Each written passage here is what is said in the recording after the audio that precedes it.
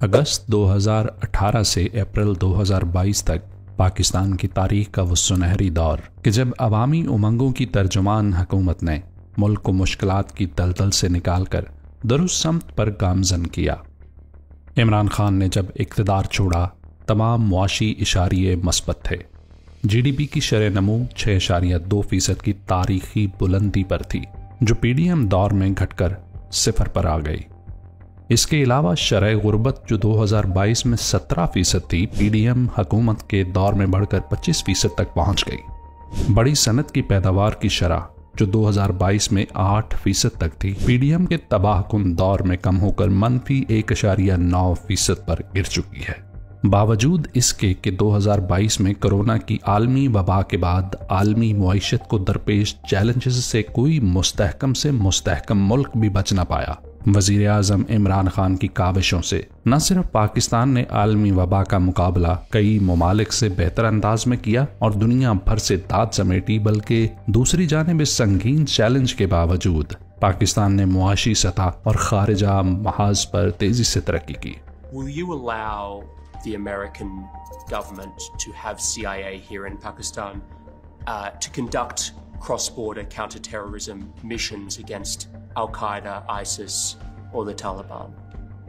Absolutely not. There's no way we're going to Seriously? allow any bases, any sort of action from Pakistani territory into Afghanistan. Absolutely not. ज़राअत से लेकर सनत तक, अक़वाम मुत्तहिदा से लेकर OIC तक हर इशारिया दुरुस्तगी की जानिब गामजन दिखाई दे रहा था, मगर फिर बंद कमरों की साजिशों और पाकिस्तान को दायरों के सफ़र में महदूद रखने वाली डीलों ने उम्मीद की हर रोशनी को मायूसी और नाउमीदी के गहरे साए में बदल दिया। और 10 अप्रैल 2022 को कौम से उनका हकीकी वज़ीर आज़म छीन कर एक कठपुतली को उनके सर पर मुसल्लत कर दिया।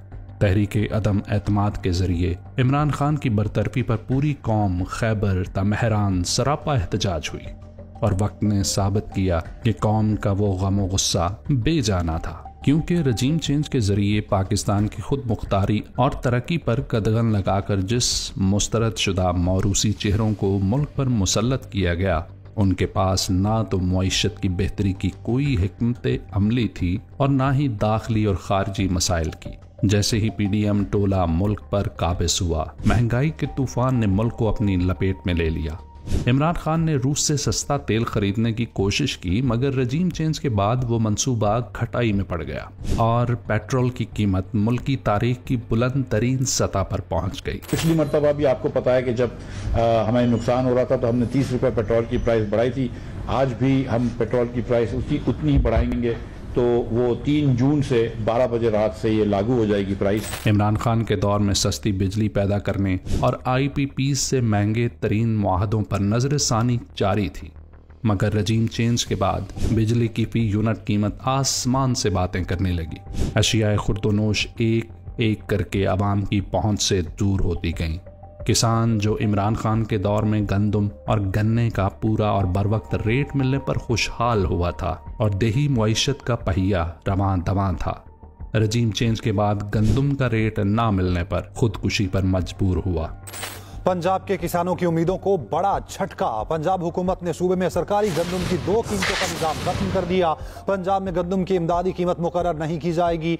IMF मुआहिदे के तहत पंजाब में गंदम सेक्टर को डीरेगुलेट कर दिया गया है। आलमी वबा के बावजूद 2018 से 2022 तक बड़ी सनतों से पैदावार उरूज पर थी। लॉकडाउन और कोरोना के बावजूद टेक्सटाइल की सनत 100% कैपेसिटी पर रवां दवां थी। 1990 के बाद पहली बार टेक्सटाइल इंडस्ट्री मुकम्मल तौर पर बहाल हुई है।